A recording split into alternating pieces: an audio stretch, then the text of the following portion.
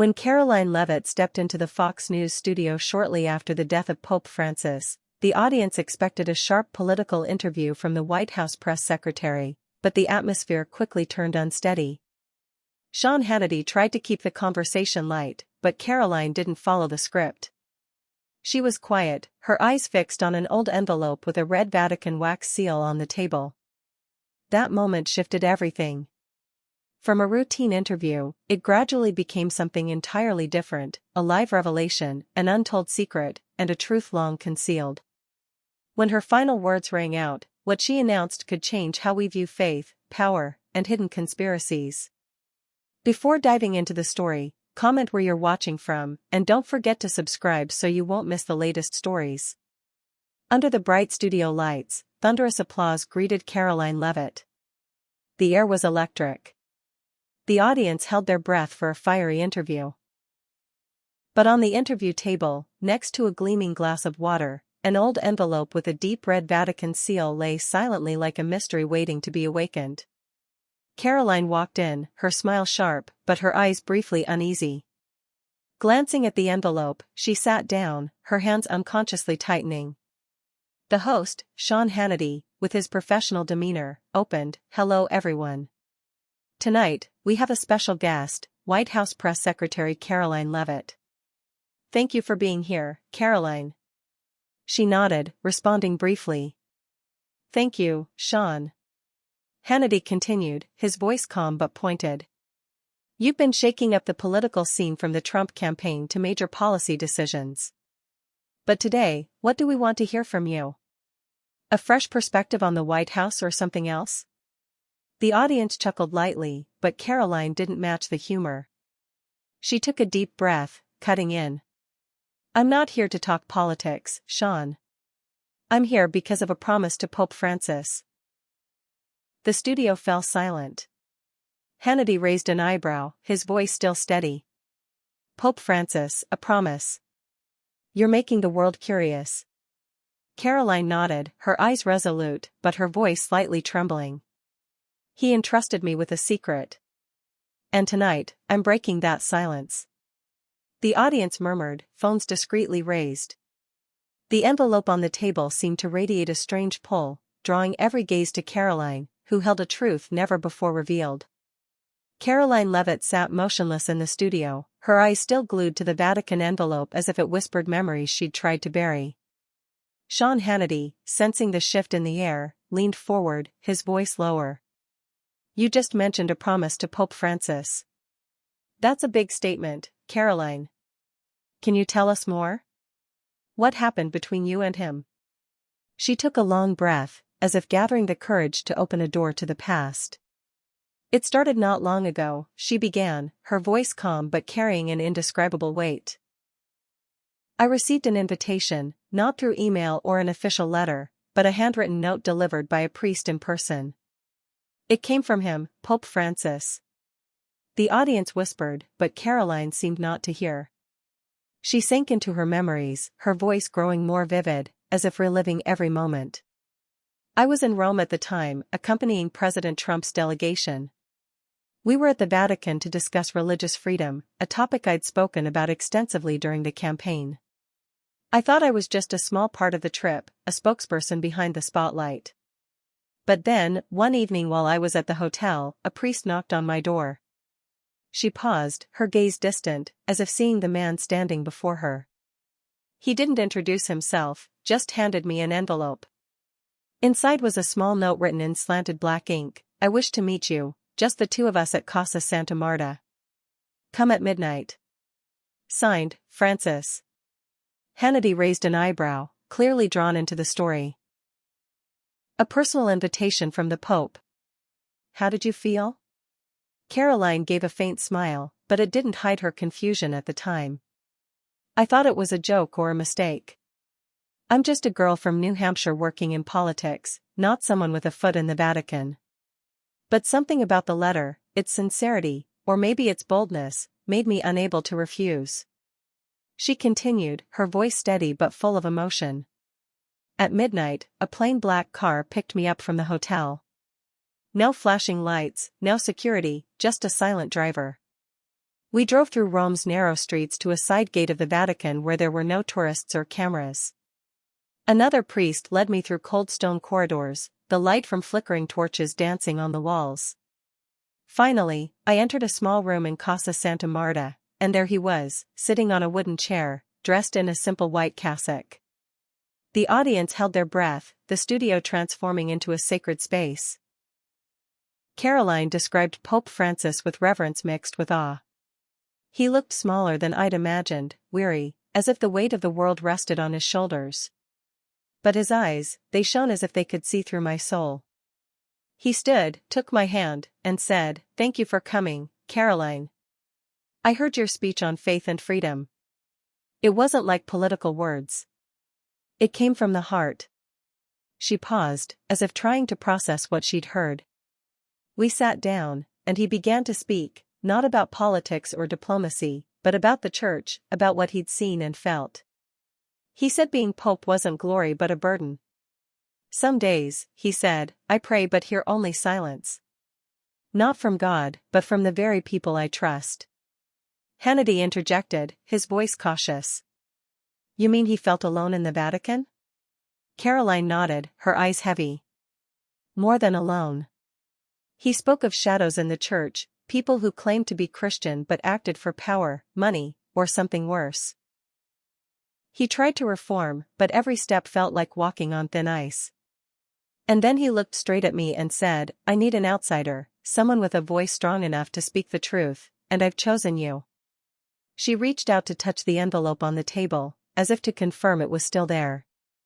"He gave me this envelope, sealed with red wax. He instructed, 'Don't open it now. Only open it when I'm gone. You'll know when the time comes.'" I wanted to ask more, but he just smiled, placed a hand on my shoulder, and said, "Faith isn't answers. It's the courage to ask questions." Caroline recounted leaving Casa Santa Marta, her mind reeling. I returned to the hotel, the envelope in my bag like a heavy stone. I didn't know what he saw in me, a political spokesperson, not a theologian or a nun, but something in his voice, in the way he looked at me, made me feel I couldn't turn away. Hannity leaned in, his voice lower. "Did you open the envelope? I mean, right after meeting him?" She shook her head, her gaze unwavering. "No. I promised. And I kept that promise, even though it cost me sleepless nights. But when he passed away, everything changed. I knew I could no longer stay silent." The studio remained deathly quiet, the audience captivated by the story. Caroline looked directly into the camera, her voice ringing like a declaration. "He entrusted me with a mission, and tonight, I will fulfill it."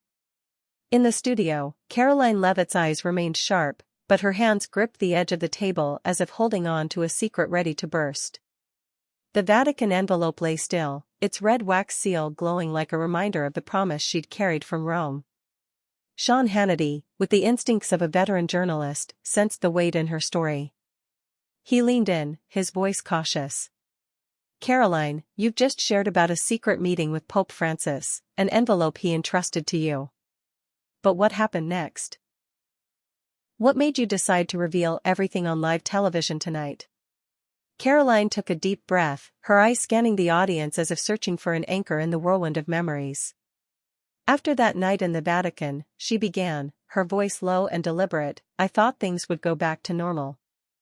I'd continue my work, be a spokesperson, face the media, and forget about the envelope. But I was wrong." She recounted the days after returning to the U.S., when her busy life as White House press secretary was disrupted by strange signs. "A week after the Rome trip, I found a small note in my purse. No idea where it came from. Just a few lines written in blue ink, 'Keep the envelope secret. Words kill faster than knives.' I thought it was a prank, but then more notes appeared. One slipped under my hotel door in D.C.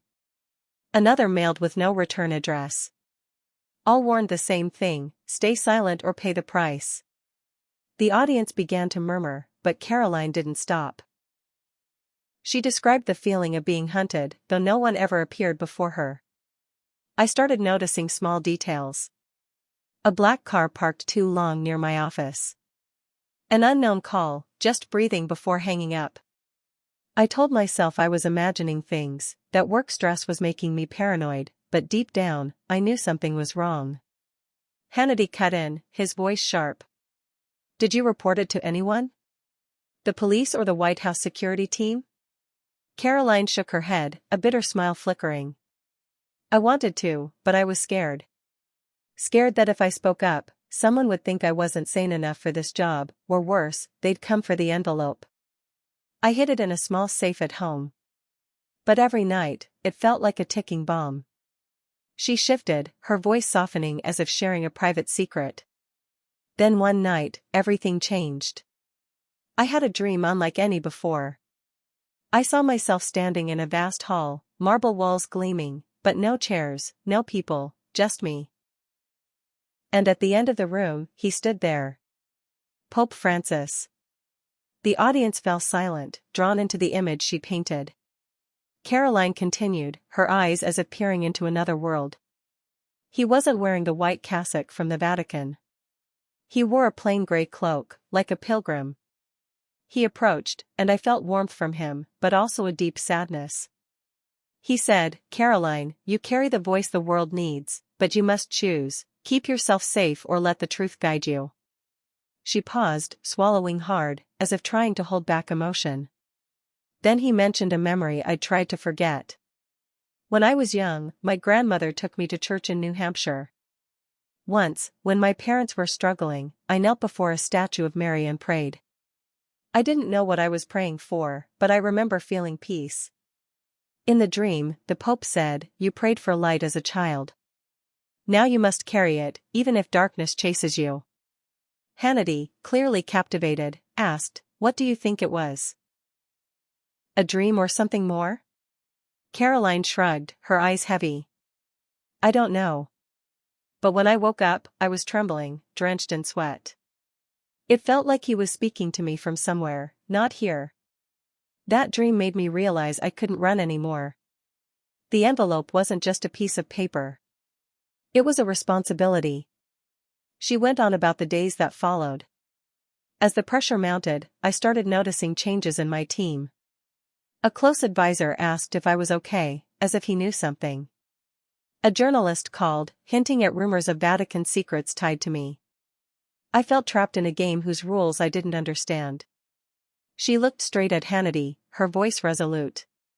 But what made me decide to speak wasn't the notes or the dream. It was when I heard he'd passed away. I sat in my office, watching news of his funeral, and felt an emptiness. I knew if I didn't speak, I'd betray not just him, but myself. The audience remained silent, as if pulled into a story bigger than themselves. Caroline lightly touched the envelope, her fingers grazing the wax seal. I brought the envelope here tonight because I couldn't live with the silence any longer. He chose me, not because I'm strong or smart, but because he believed I'd dare to speak when the time came. Hannity nodded, his voice lower. And that time is now? She nodded, her eyes fixed on him. Yes. But before I open this envelope, I need everyone to understand, what I'm about to reveal isn't just about the Pope. It's about all of us. The studio sank into a heavy silence, as if everyone held their breath before a door about to open. Sean Hannity leaned in, his voice low with curiosity. Caroline, you've shared about the secret meeting, the threatening notes, the dream like a message. What made you choose this stage, this moment to break the silence? Caroline looked at the envelope, her fingers lightly tracing it as if seeking courage. Not one moment, she said, her voice quiet but firm, each word deliberate. It was thousands of tiny moments piling up until I couldn't ignore them. She spoke of the weeks following the news of Pope Francis's death. When I learned he was gone, it was like being locked behind a slammed door. I was in my office watching reports of his funeral, feeling I was letting him down. That envelope wasn't just paper. It was the trust he placed in me. But I was scared. Scared of what it held. Scared of the price I'd pay. She described the pressure of her role as White House press secretary. Every day was filled with press briefings, reporters, defending the administration. But the anonymous notes kept coming. One in my briefcase on a flight to Florida. Another left on my car's windshield. All said, stay silent or lose everything. I started suspecting everyone, staff, friends. My husband noticed I was different, but I couldn't tell him. How do you explain something you don't understand?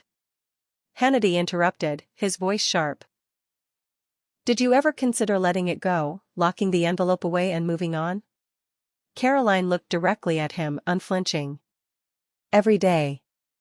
I have a son, just a few months old. A husband who trusts me. A career I fought to build. Opening that envelope could destroy it all. But I remembered his voice that night in Rome. He chose me not because I was brave, but because he believed I'd find the strength when it mattered. Her tone shifted stronger. Then one morning, everything changed. I was feeding my son when a package arrived. No address, just a brown envelope. Inside was a typed note, and signed, "The time has come. Speak or the truth dies with him." With it was a small silver cross, like the one my grandmother used to wear. I knew I couldn't wait any longer. The audience was silent, the studio as if holding its breath. Caroline's words carried a compelling sincerity. That night, I paced the living room, envelope in hand. I thought of my family, the risks. But I also thought of the kids at that New Hampshire church, the people finding hope and faith. If what he gave me could protect that, even a little, how could I stay silent? She explained why she chose live television. I needed a place where no one could edit my words, where the world would hear clearly. This show, this moment, is the only chance. I told my team I'd do an interview, but not why. They thought it was about policy. Only I knew it was something bigger. Hannity tilted his head, his voice softer. Aren't you afraid of the consequences? For you? For the administration? Caroline nodded, her eyes honest. I'm still afraid. But fear isn't a reason to betray a promise. I picture him in that simple room, trusting me with something he couldn't carry. If I don't speak now, I'll spend my life regretting the chance to save someone. She sat up straight, hands on the table, the envelope between them like a silent witness. Before coming here, I did something I hadn't in a while. I went to my bedroom, closed the door, and knelt. I prayed, not for answers, but for courage. I saw my grandmother's face, heard her tell me to stand tall, and I felt him somewhere, urging me forward. The audience was silent, gripped by her words. Her voice was firm, her eyes flashing with defiance. I'm not here to be a hero. I'm here because a man who carried the world asked me to carry a piece of it, and tonight, I'll keep my word. Hannity nodded slowly, sensing the weight of the moment. So, what's next, Caroline? You're holding the envelope. Are you ready to show us what's inside? She didn't answer immediately. Instead, she lifted the envelope, the red wax seal glinting. This isn't just about what's inside, she said, her voice steady but urgent. It's about what happens when we stop running from the truth. I don't know what I'll find, but I can't turn back. The studio lights seemed to dim, the world narrowing to Caroline and the envelope with its vivid red seal sitting between her and Sean Hannity like a wordless challenge. The audience, swept up in the tale of a secret meeting, threatening notes, and a strange dream, held their breath. Hannity sensed this moment would transcend a typical interview. He looked directly at Caroline, his voice low but sharp. You've taken us on an incredible journey, Caroline. Now you're holding that envelope. What are you going to do with it? Caroline gripped the envelope, her fingers tracing the wax seal, her eyes resolute but with a flicker of tremor. I've carried it too long, she said, her voice ringing clear as if casting aside all hesitation. Pope Francis gave it to me because he believed I'd know when the time came. And now I know. Without waiting, she placed the envelope on the table, pulling a small knife from her jacket pocket, a gift from her grandmother, its handle engraved with a cross. Under the studio lights, the blade glinted as she carefully cut through the wax. The sound of the seal breaking was soft but sharp, like a door swinging open. The audience leaned forward, some whispering, but Caroline seemed not to hear. She opened the envelope, pulling out a thin sheet of paper, the Pope's slanted handwriting clear. She took a deep breath, her voice calm but heavy with weight. "These are his words," she began, and read. "Caroline, you are light in the storm. I write these lines with a heavy heart, for the church I love is being eaten from within. There are those who claim God's name but act for power. They don't destroy with swords, but with smiles and false promises. I have fought, but I cannot defeat them alone." The studio was silent, only Caroline's voice echoing. She continued. "I see a shadow, not from the church, but cloaked as a friend. He will make faith vanish, not through war, but through emptiness. If I am gone, you must speak, for truth is the only flame left." The audience stirred, some shaking their heads in disbelief. Hannity, eyes wide, interjected. "You're saying the Pope foresaw a villain, a specific threat?" Caroline didn't answer immediately. She set the paper down, pulling another note from the envelope, a smaller handwritten one, the letters shaky as if written in haste. "This isn't all," she said, her voice lower, as if revealing a dangerous secret. "He wrote more. They call themselves S. Men, a group hidden in shadows. Not enemies, but not friends. They aim to save the church, but I fear they will destroy it first." She looked up, her gaze sweeping the audience. "S. Men," she repeated, the words ringing like a curse. "I don't know who they are, but after he passed, I received this." Subscribe this channel for part 2.